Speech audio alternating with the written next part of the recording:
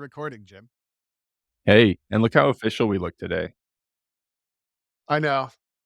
It's great. Well done. Team. We're a team. When I say I'm gonna send you some of my merch, I actually do it. Oh, now it's becoming a thing. Now I really need to send you some shirts. Dang nabbit. Damn. If it's a recurring theme, it's really a problem. I think there's a rift forming between us. Yeah, this is gonna end up being the thing that does it. Yeah. So, Jim, are we composing a tune live on air? Yeah, let's do it. I mean, this is something that we talked about trying this for a while, and I think me at least I felt a bit nervous about it. But I think let's dive in and see what happens, huh? Yeah. So how are we gonna do this? Okay, so first of all, I think it should be a tune that can be played on bagpipes. That's what I think we should do. We should write a Okay. bagpipe tune. Yeah, we're gonna write a bagpipe tune. Yeah. Now, I guess we should decide genre, like, do we want it to be a march or what? And then we'll pull up MuseScore maybe, or Mhm. some similar notation software. Maybe. Well, I guess this is part of the point of it. Yes. How do you approach writing a tune? So, I think one of the things about writing a tune that you gotta kind of acknowledge is that you must start with an idea. Yeah. But you have to have some kind of idea. Now, you already threw a couple of ideas out. You have to start with at least one idea, maybe several. But you're like, oh, maybe it should be a march. Okay, cool. So that is that's a good potential starting idea. Mhm. One of the things that we used to do at the piping schools is we used to just grab an opening bar from an existing tune. Mhm. Okay. We used to put that in, and then we used to write different subsequent bars. Yeah. Uh, but that's a seminal idea, perhaps. Yeah. Right. So it's like, ooh, we're going to start with that and we're going to write new parts. A lot of times, what you see, I could be wrong about this, but I think Biddy from Sligo is a traditional jig that maybe Donald McLeod or GS or one of those guys, they wrote the third and fourth parts. Mm. Right. So that in itself is an idea where, ooh, like that's a great jig. I've got a couple variant ideas that I want to add into that. Yeah. So you have to have an idea and it has to be a musical idea. So it can't just be like, "Oh, I'm going to write a tune for my daughter." Right. Okay. And you could do that. Right. But that's not really a musical idea. From there, you've gotta get a musical idea to really get going. So Yeah. even if you have the motivation in mind already, yeah, you gotta get a musical idea in place. Yeah. My ideas, when I write a tune, my ideas often come from chord progressions that I like. Mm. So that's often where I get my ideas from. I hear a piece of music and I'm like, wow, I wonder what those chords are. And then I will think about those chords and or maybe I'll write them down and then I'll compose around those chords. Mm. That's something I'll often do. Another thing I'll often do is a motive comes to my mind somehow. Yeah. Yeah, So a motive would be like a small chunk of a melody, right? and Of some kind. it's probably over reductive to suggest that this is how Ross Miller writes all of his music. It probably isn't, but I do remember hearing Ross Miller mention before that a lot of times he gets a little chunk of something stuck in his head that just seems like it would sound cool, Yeah. or, like, he'll be playing and it comes out of his fingers like, "Well, that's kind of a fun little thing. It's maybe only 3 to 6 notes long," and then he builds a tune around that. Well, that's cool. Yes. I want somewhere to stick that. Make a Yep, tune for it. exactly. I think that's probably an extremely common thing that Mm. happens is you end up with a motive and that's there's an idea, right? And where does that idea come from? Not quite sure.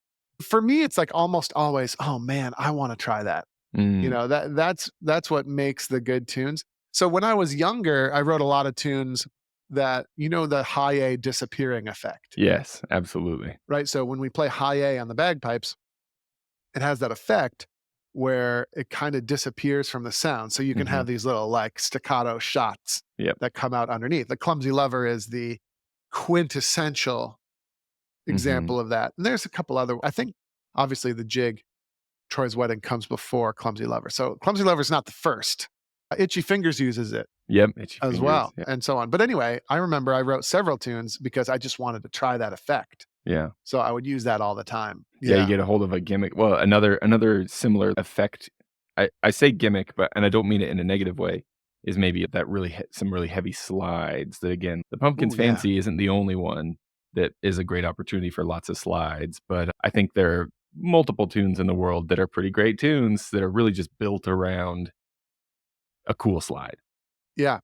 And by the way, your ideas are always going to be restricted to the things that you know, Yeah. right? So I know a little bit about chord progressions. I'm not like a I'm not like a crazy master of them, but I'm vaguely aware of them. I studied them a little bit in school and whatever. So I'm often going to start with some chord progressions. Mm. Should we start with that today? Yeah, let's start with our chord progression. Yeah, absolutely. It does occur to me too, Andrew. I don't know if this will Mm. be something on some of the listeners' minds. If so, like you say, what you have to work with is based on things that you know. So if you know something about chord progressions, you'll be able to start there.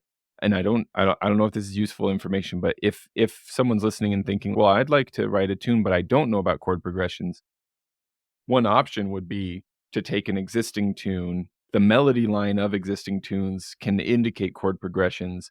You can probably follow along what's about to happen still and have hope of doing the same thing yourself. There are other ways to kind of like have a skeleton to hang your tune on. Oh, for sure. Absolutely. I'm sharing my screen. You can probably see it Oh, now, yeah. right? Yeah. But you won't be able to hear anything that MuseScore is doing. MuseScore has a great feature where you can just type in what chord you want and it'll play it for you, Mhm. like in the score. Oh, and by the way, I guess we're doing 4/4. Why not? That's Is one that way to make the decisions is see what the software gives you as a default. Yeah, I mean, we could do whatever we want. Mm, 4/4 seems, that's common time. It's a comfortable. but we can do anything we want. Alright, yeah, let's do a 7/8. No, that's too much. Okay, yeah, we'll do 4/4. So this is gonna be some kind of march probably then if we're doing Yeah. 4/4. So, anyways,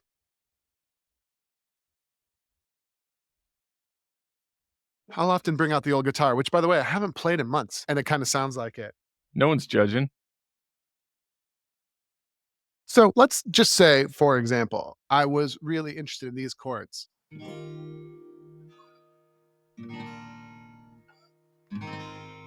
you hear those chords? Yeah, they sound pretty. Yeah, they sound pretty, right? No big deal. It's roughly speaking a D and then an A and then a G. These are And the then, same by the way, chords I learned from Enya's Pilgrim years ago when I was a yes, exactly. child. Right. And I'm serving us up some serious softballs here. Mhm. So a D, and then you can go back, and then maybe you'd end on a D at Mhm. the end, right? Mhm. Those are my chords that I'm kind of working with. Now, I've got a little bit of music theory under my belt. And if D is my starting chord, okay, in the sort of 1, 4, 5 land, what's the middle of the melody? What's the chord going to be? It's gonna be, like, the middle of the D chord, it's gonna be an F sharp. No, no, not the note. So if I were using a 1, 4, 5 progression, the melody is going to begin and end on the D. Making sense so far? Yeah, gotcha. Mhm. Okay. So it's going to begin and end on the D. And then the 4 is going to be there somewhere in the middle. And then that A chord is my 5 chord. We call it the 5 chord because it's 5 notes above D. So we've Mhm. got D, E, F, G. By the way, I guess it's technically F sharp, whatever. But then we have the A. Yeah. The A is going to be the 5 chord, sometimes known as the dominant chord. This is just when you go to music school, you start to learn these kind of goofy words. It doesn't really matter. But the chord that's 5 above the major chord that you're starting with is going to tend to be in the middle. And then you'll kind of horse around with the 1 and the 4 and the 5 chord in the context of that thing. Okay. From this point already, are we basically thinking like, "Okay, I'm gonna start around D, I'm gonna kinda horse around my way toward A, and horse around my way back toward D again." Yes, exactly. So shapes Okay. are already beginning to form for this new song here, this new Yes. tune. And here I am in my MuseScore, right? And by the way, this is something I'll often do, but I by no means always do this. This is just something you could do. Okay? So I have a chord progression in my mind that I kind of like, or I have 3 chords that I really kind of like. So what I'll do is I'll take my note. By the way, another disclaimer is I would always do this by hand. I would never use the computer for this, although that's also kind of a lie. But it at does this make it point. easier to see in this format if you have it on a screen Yes. rather than And by the way, to make it even easier, let me make it nice and big for us. mm, All right. So I have 3 lines stacked up on each other here, and most of it's just for playground purposes. mm. It's not important. But the D major chord, I'm assuming you can't hear any of those notes. You might No, we hear it. can't hear them. Yeah, we can Yeah, only see them. that's fine. But that's the D chord that I was playing on my guitar. And I just make a quick snowman here. By the way, the other note that I have available to me is the low A, Because you have a right? high A, low A also works kinda thing. Yes, Gotcha. exactly. So we have those. We have those. Okay. I get it. So you're, like, laying out what your options are. Yeah, I'm laying out like what my major notes are going to be. By the way, and then Mhm. in a 4/4 march, if I were to write a 4/4 march, it's also we're probably going to end. My MuseScore is acting up. We're going to end at the end of the part with that same assortment of Mm, notes. I don't know why the screen keeps jumping like that. It's really mm, annoying. It's another reason why I really don't like composing on the computer. mm, Oh, it's because that's down there. That's just so annoying, bro. mm. Okay, but anyway, and by the way, I accidentally ended up with a minor chord. What did I do wrong there? I need a key signature. Oh, yeah, because since we can't hear it, it looked like bagpipe music, so it was fine. Yes. You still need to take those Uh, Fs up a half step now, yeah, there you go. yep. Okay, good. So that's my chord. And then, by the way, what was the chord that we said was going to be somewhere in the middle? 5 chord. The 5 chord, which is the A chord, which is going to Mhm, be. And again, if this chord stuff doesn't make sense to you, it's not a big deal. But I would also suggest that the way you would compose would probably be a little bit different. But yeah, I like thinking about this. so then what you So just stacked up there for the 5 chord is the same what you'd done the first and last measure. It's the notes that make up an A chord, all of the occurrences of those notes on a bagpipe chanter. So these are, again, correct. all of your options for Yep. okay. Exactly. It's kind of like when Bob Ross, you put the 4 colors there Mhm. on your thing, and then you can Yeah. mix them. You can mix them and you can do stuff, but that's what you're going to be working with in that moment. You're going to be Okay, working with those yes. notes. That makes sense. And by the way, this chord progression is just one of many you could choose. Mhm. It's one of many you could choose. And then we also had that 4 chord in there as well, That would be a right? G chord. Yeah, which would have what in it? That was good. That would have we'd have a low G as an option, we'd Uh-huh. have B as an option, Yep. D as an option, Yep. and we'd have high G as an option as well. Yes, exactly. I don't know for sure where I'm gonna put that in yet, Mm, okay? But we'll just go with it. I just have that, and these are just there as kind of like a playground. mm. Alright, if we're gonna play a 4/4 march, what what is, like, the groove? What is the rhythm of a 4/4 march? I mean, 4 on the floor, marching along, stamping, 1, 2, 3, 4, 1, 2, 3, 4, that kinda groove? Maybe. Yep. It's gonna be more along the lines of and by the way, I wanna take it nice and slow for starters.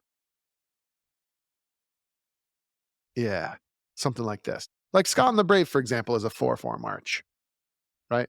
Dun, dun. Can you hear the metronome? Yes. Ba-da, dum, ba. I'm going really slow for purposes of exploration. Okay, but that groove that we're looking for is that 1 E and a 2 E and a 1 E and a 2 E and that's sort of like the groove that we're looking for. And I don't know, just for fun. By the way, I don't know if I would usually do this or not, but let's write the groove underneath here, okay? Mm, Just for fun. mhm. I wouldn't normally do this, but I'm gonna take the groove. Is this the groove, by the way? And I'm just gonna do copying and pasting in the interest of speed. Is this Yeah, the groove of a that 4/4 march? it gives us everything we need if we tie some of them together and stuff like that, right? That could give us the 1 E and a Well, this is 1 E and a 2 E and a 3 E and a 4 E and a, but in a 4/4 march, it's swung. It's got swing to it. So we need dots and cuts on these. ooh, nice. Look at the speed with which this guy dots and cuts these Oh 16th yeah. notes. MuseScore. But anyway, this is our groove. 1 E and a 2 E and a 1 E and a 2 E and a 1, This is right? exciting, Andrew. I hadn't thought of this before, so I'm so This glad is you're like showing it my to us. This is this very is like cool. my artist's palette. Yeah, man. Yeah. And again, we're just sort of making by the way, before we get too carried away, I'm gonna change it to landscape here.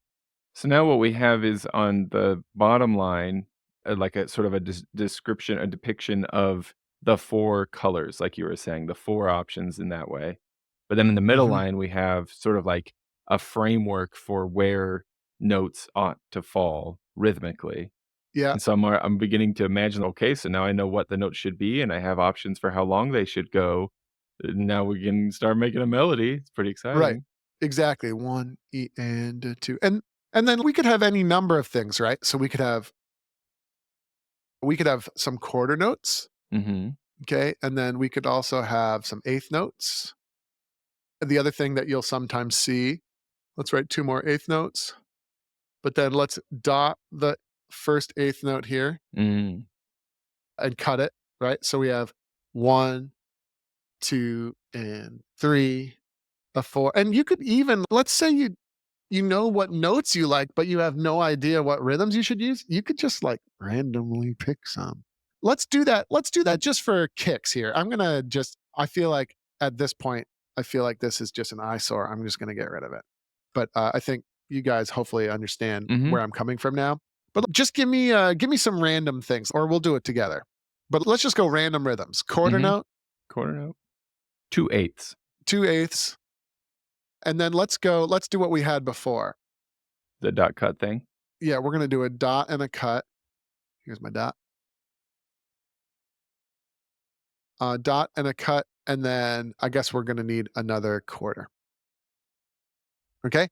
Now, let's not even listen to it yet. Jim, pick me some notes from our options below, from our D chord. Pick me some notes in a certain order, because of course bagpipers can only play one note at a time. I wanna start with D. I think Strong. that's right. Yeah. Especially if you don't have any better ideas, always start with the root note. Mm. And unless you have a specific reason or an idea that it actually starts on the F or something like this, let's definitely start on the root note. Okay. And then now give me some other options. From there, let's go up to the F. Okay. I like it. Now what? Then would it be getting too fancy to then hit E on our way back down to D again? Is that fancier than is that too much? Should we not No, do no, that? that's good. So the E doesn't belong to the chord, right? But No. but you're Right. going to use it as connective tissue to get to another chord note. Yeah, I'm thinking I wanna get back Okay. to D again, and so that yeah, I thought Love on it. the way. So yeah, we hadn't really talked about that yet, but yeah, so when you have a piece of music, there's going to be the tones that are part of the chord, and then anything else you see, I like to think of as connective tissue. And you can do whatever you want for connective tissue, but 9 times out of 10, it leads us from one note to the other. It kind of helps us along. It kind of draws the connection. So here we have an F, and then we have a D, and then E that connects it. Okay, cool. What's next? Let's see, well, we haven't hit A yet. Let's maybe do low A? Okay. Are we gonna put a low A here and this tiny little note here? Maybe a quick little kiss to low A there? Probably not. Okay. But why don't we lead down to the low A, Yeah, maybe make with that a a little yeah, I think with a B would work little better there, thing. yeah. Cool. Now, let's have a listen to this. And again, if you're not the strongest player, my MuseScore would actually play that motive for Mhm. me to allow me to listen to it. Okay. And then keep in mind, this is a very slow tempo, but it's gonna sound like this.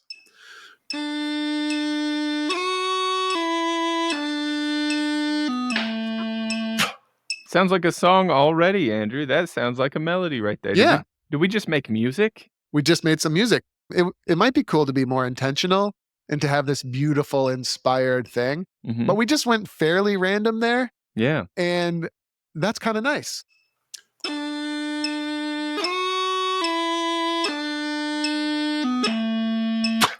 I like it. I like it already. It Cool. was maybe especially fun for us too, Andrew, myself, and the listening audience, because we didn't hear any of the tones as you were putting them into the score, and so actually hearing it, it was a complete measure before we heard anything of it, so that was maybe kind of fun, like a little extra reveal. Cool. Now, let's go to the 4 chord next. So remember, we got our 5 chord at the end of the line, okay, but our 4 chord was, do you remember? G, and that's because we go D, E, F, G. So I'm gonna take this, drag it down 1, and then gotta move that guy. Yep. So I'm now just our constructing it for us. But you can see we have low G, B, D, and high G there. those are our melody note options. Yep, exactly.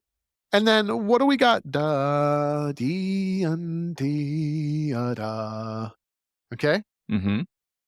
I'm feeling a little bit like we are on our way down coming out of that first measure. We could hit low G. It'd be, we just keep going down.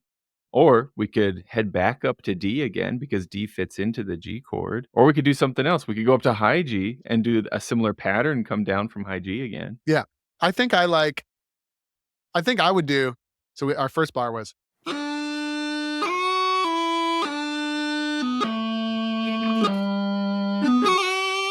I don't know. Look at that. That was That that has a was nice great. That ring. was great. Yeah. Can I figure out what that rhythm is? Da da dee and dee. So it would be one of these.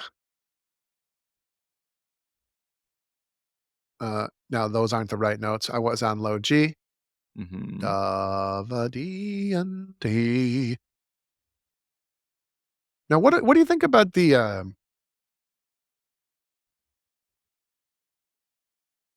da va dee and then what do you think about this last rhythm here? It's actually gonna be an entire half note, isn't it? Da Yeah. va dee and dee. But here we have a very primitive, cheesy first phrase, right?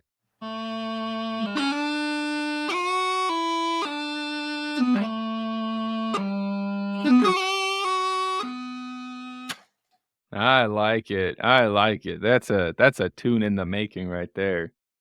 I like too that the fact that it ends with that half note makes it feel like a complete idea, and it makes sense in this 4 measure line to have a sub idea in the first 2 measures. Mhm. I'm assuming that we'll have a little sub idea in the next 2 measures. It seems like a sensible division of the music. Yeah.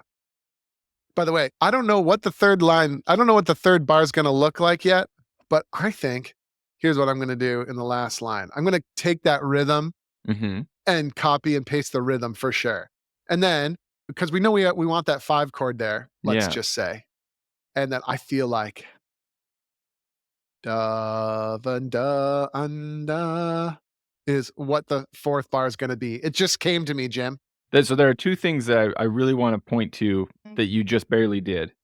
Yeah. Okay, so one of them is that you had an idea for what would come further in the music, Yeah. and you went straight to it rather than be like, "Well, I have to figure out measure 3 first." You get Yeah. an idea, you go right to it. That seems like a But good we have tool. this. Yeah, in the 2nd bar we have and then the 4th bar could go and Yeah. then those things kinda talk together. It's like poetry, yeah, these are 2 lines that And kind of it rhyme, makes me yeah. wanna put my hand over my heart, Jim. Yeah. But the Okay. other thing I wanna point out here too, Andrew, is the tool that you just used. Whether a person's doing this with pen and paper or on a computer, you took the rhythmic idea, the rhythmic framework of a previous measure and put it into this measure, and then just adjusted the melody notes Yeah. up or Yeah. down to fit that chord for that measure. Yep. And this is gonna lend itself to a cohesive feel for the tune throughout, that these rhythmic ideas are present. Yes, exactly. Rhythmic ideas and then things will be the same sometimes and different sometimes. Mm, That's one of the key tools we can use. We can use repetition or variation. And so in this case, I'm using a little bit of repetition. yeah. Da vi and dee and da hum ba dee and da. Now what? Hmm. Hmm. Where what we have is so if these are sub ideas, so measure 2 is kinda like measure 4. They're not exactly the same, but they're kinda the same. What if we do the same idea? What if we take the rhythm of measure 1 and put it into measure 3? Yeah, sure. Now, if we did that too exactly, that would leave us with 2 phrases with exactly the same rhythm. Maybe that's too much, huh? Yep. Uh, Do we wanna figure out what chord we're going for, or do we wanna just play with melody notes and then kinda we're see? probably the chord I'm going for right now, and this may be a mistake. I might want to change it Mhm. later, but I'm going to go back to the D for a bar. Gotcha, 'kay. And then why don't we'll start by leading up to, we'll start on the F. And again, I'm just playing. Mhm.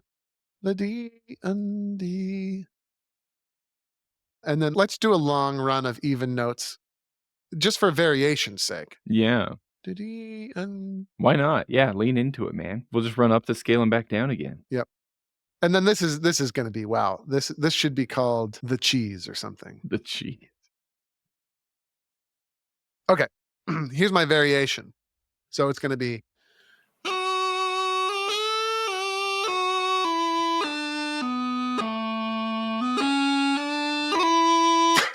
It's that's good my though. It works, you I mean, know? it's cheesy, but it's hitting me right in the feels. Yeah. But anyway, remember, this is not a final draft. I mean, it could take entirely different shape somewhere down the road, but here's our first completed idea, or completed line. We have a possible line here. It goes. Mhm.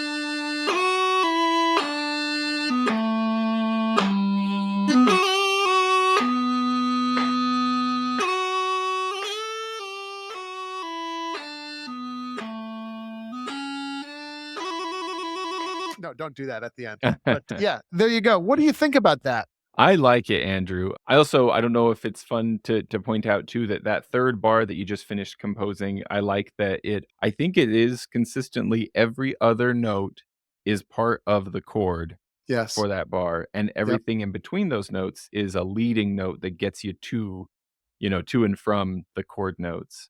I don't like how angular the transition between the phrases is. So we got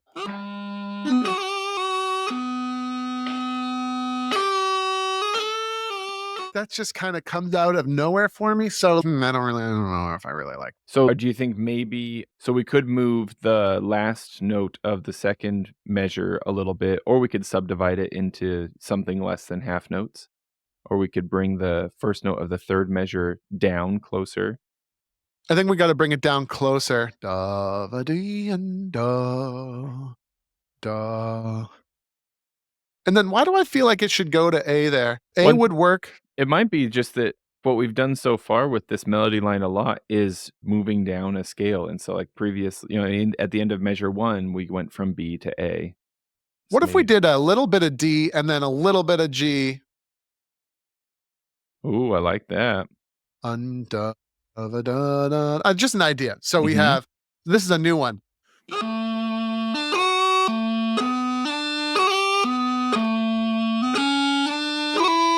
Maybe that would work. That's I kind of like cool it, yeah. sounding. It's a Yeah. good phrase. Let's see how it all connects.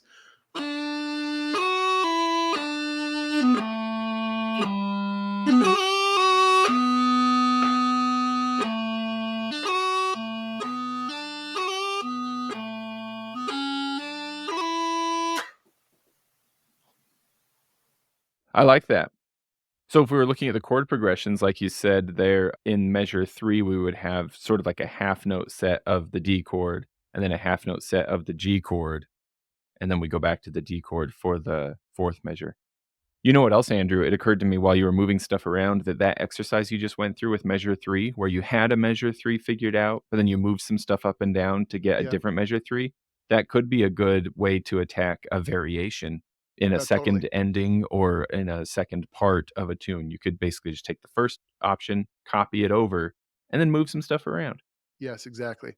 And you can take that thing I just deleted, you can save it somewhere, write it somewhere Yeah. else. It could be, a potential tool for later in the tune, maybe. Mhm. And then maybe the long B, maybe it needs, I don't know, maybe it needs some sort of connective note or something. I'm It still could not thrilled with it. The chords don't seem to work. I mean, what I want in my soul.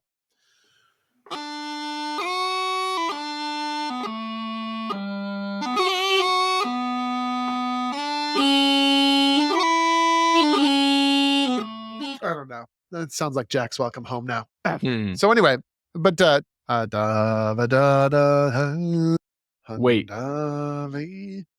Andrew. Yeah, Is what you we got an idea? is what we should do with this is take this completed first line and pause, and should we it's available here as a screenshot, No, no, no, no, no. and see what people come up with. Somebody wanna write the 2nd line of the No. tune? This is for my glory, not anyone else's. Anyway, like let's carry on. It's not perfect. Okay, Mhm. we're trying to get our first idea on page. Jim, Yeah. slow down, brother. But then we know that a good 4/4 march, oftentimes the third phrase is going to match the first phrase. So as a default, I'm going to pop it in there right now. Yeah. The beauty of copy and paste. Okay, and now we need an ending phrase. Da vi ha di and da dum ba di and do. Hmm. So I think you just did E and I did A. Yep, exactly. And by the way, we're going to want to Mhm. visit the 5 again. Da va dee dee da vi da. So like the A chord is we're gonna need to visit that again. Yeah. Copy paste. Yep. Mhm. And then let's borrow from this. Yeah. Da va da va da. Ooh, and then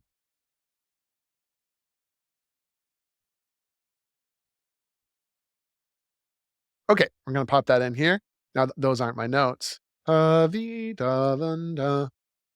I remember hearing once a suggestion that for a solid melody line rule would be something like pick your highest note and only hit it once. What? Maybe it's a bunch of BS, but we did it here, and I think it's gonna sound cool.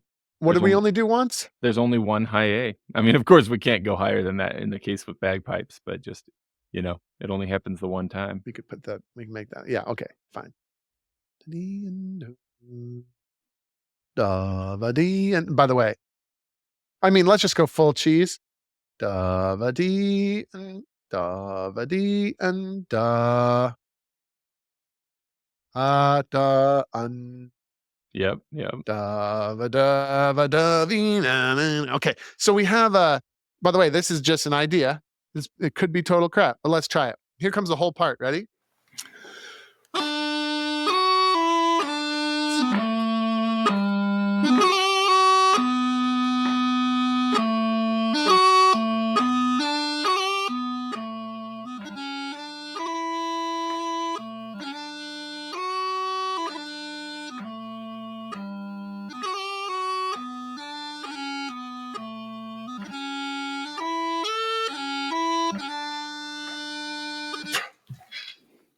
Now, here's something I just wanna speak to it, what you just did there. This is probably a useful tool also when we're writing music. After having put the idea on the page, Andrew then sat back and played through it and kinda trusted his fingers a little bit to tell him, "Oh, where some things maybe ought to be different," Yeah. and now Yeah. is making adjustments. Yeah, and I'll always do that. If I have something specific in mind when I'm composing, I'll write it in, Mhm. right? But if I don't, I just kind of let the breeze take me insofar as what embellishments I'm going to use. By the way, I Mhm. keep doing, and the other thing is I keep dotting this when I Yes. play it and singing it with a dot. So I'm just going to change it. Yep. Da he va dee a dum ba va dee and let's try. We'll try it again.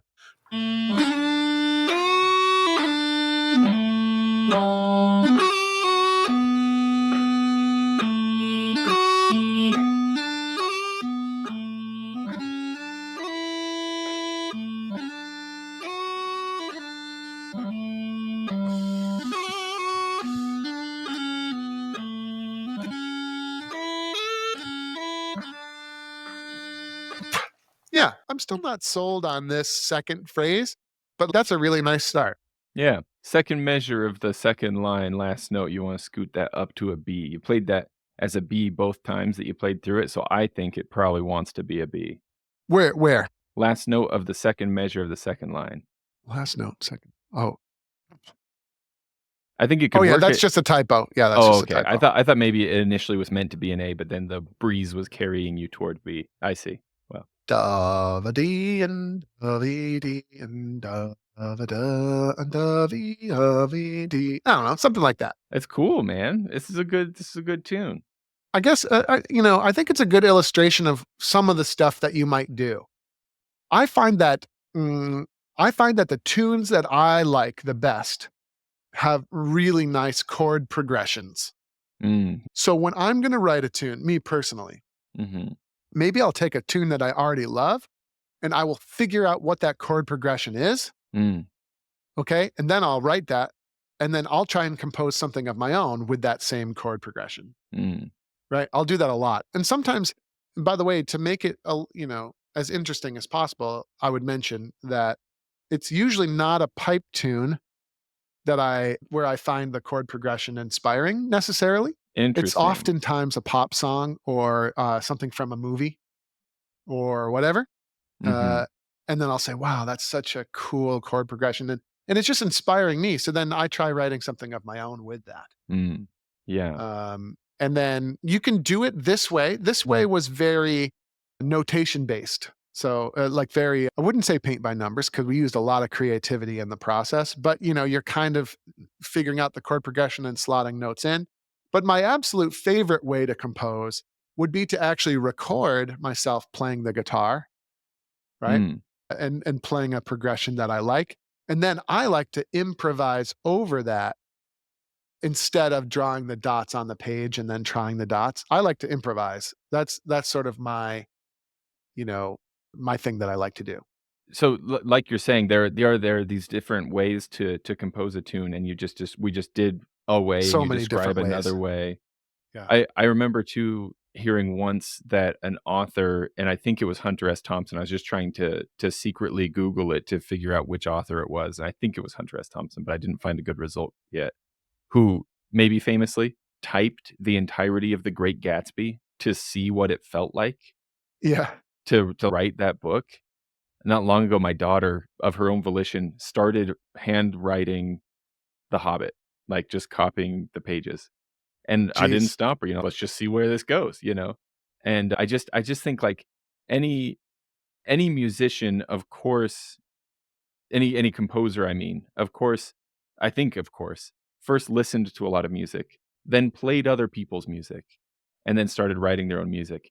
And Yeah. so I don't think there's anything wrong with in bagpiping, like, at least to get started, grab an existing tune that you like, and maybe do exactly what Andrew did with several of these measures and bars. Just move a note up and a note down, or take a dot and switch it to a cut and put that dot somewhere else, and see what comes from that. See what it By the feels way, like, you know? yeah, and that's a fabulous, fabulous way to start composing.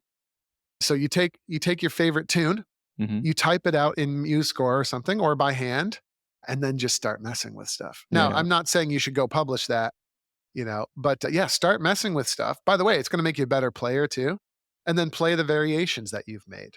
Mm. It's huge, right? I mean, think of all the amazing stuff that Stuart Little does. A lot of times, they're variations on known melodies, and Mm. he's Yeah. changed them.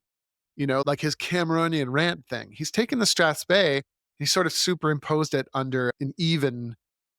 common time, like a simple common time groove instead of the Strathspey groove, and he superimposed it, and it now goes. And by the way, he's not the first one to do it. There's Yeah. lots of people who have done a Cameron and Rant hornpipe that goes something like dee ha da ha da ha da ba dee da da ha vi dee dee dee da da da da dum bit it da dee da da something like that, right? Mhm. It's just Cameronian Rant in a different groove. And then once you get it in the different groove, you're like, wow, I can maybe throw this trick in now. And I Yeah, can it maybe opens do up this new now. things. Yeah. And it's like, oh, we actually this part benefits from connecting the phrases with a couple of different notes. And then you get Stuart Little's Cameronian Rant Mm. thing. And I mean, that's composing, right? Yeah. As a matter, you might be tempted to say that's not composing. That's just arranging. I think But that is a arranging, temptation, yeah. yeah, arranging is composing. And by the way, composing is still arranging. Yeah. You don't compose something new. Look at all this, even in this new piece that we composed today. I mean, the chord progression is identical to Probably billions. hundreds, yeah. Yeah, Billions is probably it's more accurate, identical yeah. to billions Mhm. of songs on Spotify. It's Yeah. identical, the chord Yeah, not progression. even just bagpipe songs, like, Yeah. just songs in the world. Yeah. So we borrowed a chord progression that we like, right? And then obviously 4/4 rhythms, nothing original there. Yeah. The 8-bar part, nothing original there. The fact that it's divided into phrases, obviously nothing original there. Yeah. So I'm just arranging here too, even though I wrote something new. Mhm. Composing is any time that you apply your own creativity to create something that's a little bit different. Yeah. So that's all it is. By the way, it's sort of gut-wrenchingly similar to evolution by selection. Oh, yeah. Yeah, the good ideas make it through and replicate themselves, don't they? Yeah, we had a variation there Yeah. that got eliminated by natural selection Now there. I feel kinda sad. Yeah, but I mean, it's gone. That It poor didn't variation's survive. gone forever, yeah. Yep, yep, and then but let's just pretend that this tune, like, for whatever weird reason that no one could predict, ends up getting played billions of times around the world. I mean, just Yeah. think about that. It's like the Clumsy Lover effect. Yeah. Neil Dickey wrote that in the early '80s or something like that. If I mean, and it could be wrong, but I think he was just writing a tune just like any other time he wrote a tune. Yeah. But for some reason, like that tune, That one took off.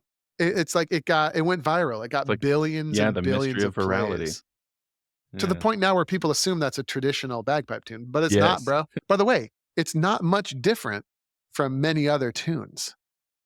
It just It's there's not. something that it does so extremely well. It's like you're Exactly, in but the pocket. that idea evolved in just the right way that gave it, like, real staying power Yeah. to continue to replicate itself. I think sometimes you do get artists who have this one great work that it strikes their mind and they have it and they must create it, but I think a lot of times, like Neil Dickey there, like you say, he it's not the only tune he ever wrote, following the He has a whole same book. methods. Yeah, exactly, and He's a mad genius. He's a mad genius, like, a lot, he's amazing. so many of us who maybe aspire to, like we just have this idea, like, "I want to write music, I'd love to write a song." Well, the tried and true formula might just be do it and do it a lot, and you don't know when your great tune is gonna come out, but if you're I'm not gonna doing butcher it, this. it I'm never gonna will. butcher this, but Neil also wrote this.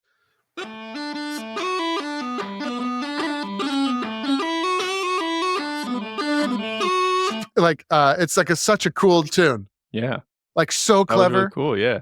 It's so cool, but did not get billions of views. Right. A couple hundred, I forget what that's called. It's called, like, buttery, itchy fingers or something. Buttery, itchy No, I don't know. I don't fingers. know what it's called. The buttery, But itchy-fingered Coca-Cola queen. yeah, No, I that's case in point. I thought that was really cool. I don't it's a think great I've ever tune. heard it before. So there you Yeah. go. There's the proof, you know?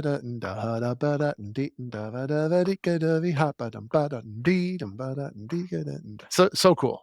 So neat. So moral of the story, try it. Mess around, see what Yeah, just happens. mess around, have fun, and sometimes and, most of the time, your favorite stuff will not be the world's favorite stuff, Yeah. but, yeah, you might get some hits. I love a good chord progression, so that tends to be, that nowadays, that tends to be what guides me. I love catchy rhythm and I love chord progressions. So what I'll often do is I have my guitar there and privately, I'm not gonna let you see it, but, I'll just jam out on the guitar a little bit and try and come up with something that I kinda like and has a nice shape, and then I will lay that down, record it, and then just play it back on a loop and play my practice chanter over top of it and just try different things. Mm, And then a lot of times something really cool will come out of it. mm.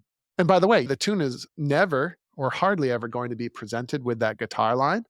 Yeah, then that guitar line disappears, but there's something about its fingerprints that stays there that makes Exactly. it work well. Yep. That's how you score movies too. Mm, Usually you score a movie, it's just a guy on a piano talking to the director and you're working mm, out a couple of themes. mhm. But that piano work never survives. Right, yeah. Right, and it becomes orchestrated in all sorts of different ways. Mhm. I was watching The First Man movie, you know that movie? Ryan Is it Gosling? yeah, I haven't seen it, but I feel like I can almost picture the cover. It has something to do with the moon. Yeah, it's the story of Neil Armstrong going to the moon. Yeah, yeah, that's right. I love the movie, I love space stuff, but Mm, the musical score is just absolutely bonkers. mm, So great. It's so great, mm, and there's a couple of little mini-sodes on YouTube about them making the score, it's always mm. so interesting. That movie was conceived like, they shot the movie with the score in mind. Oh, interesting. In many of the key scenes. It's kind of flipped around from the way it often works. Yep, totally. Like Huh. the whole landing, so when they separate and they land on the moon, that sequence is incredible. One of the reasons it's incredible is because 'cause I'm pretty sure they wrote the music first and then cut the actual Wow. landing sequence Well, to the music. that makes me wanna I mean, I would have wanted to see it anyway, but that makes me wanna see it more than anything else. I mean, it's so exciting to imagine a musically directed visual experience. Yeah. That By sounds the way, cool. it's the same director and composer that did La La Land, which And was leading man then too. So, Yeah, and then there was what was the other movie they did that I knew really well? I don't was remember. Ryan Gosling also starring in the other one? No, who knows? Probably. Because that's how I categorize movies in my mind is it starring Ryan Gosling or not? Those are my 2 categories for I movies. know.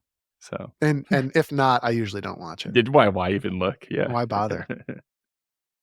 Okay, Jim, that was a little piece of a tune that we composed. Should we invite the listeners to write a second part? Yes, I think we should. I think that would be really fun. Maybe no one Yeah. will take us up on it, but I would No love one it will if probably somebody take us did. up I on it. think it'd be cool. Could be cool, yeah. So there probably easiest way is just to slide back in the video, grab a screenshot. There's the It could be tune for called you. the Podcast March, the first tune ever composed partially by a podcast audience. Yeah, that'd be cool. Yeah, why not? There's gotta be a first time for everything, and this might be the first time. I love it. And then maybe, Jim, I'll send you these dots so people can have them. Yeah, good idea. Hey everybody, Andrew Douglas here from the Piper's Dojo, and I just want to say thanks so much for listening to today's iteration of the podcast. If you enjoyed what you heard here today, it would be super helpful to us and to a lot of bagpipers out there trying to find us. If you could give us a top-notch review on whatever platform you're using to listen to this podcast, particularly Apple, iTunes, and Spotify and things like that, your review would be really, really helpful. So if you have a moment today, definitely go over there and help us out. Other than that, until we meet again on the podcast or somewhere else, thanks again for listening.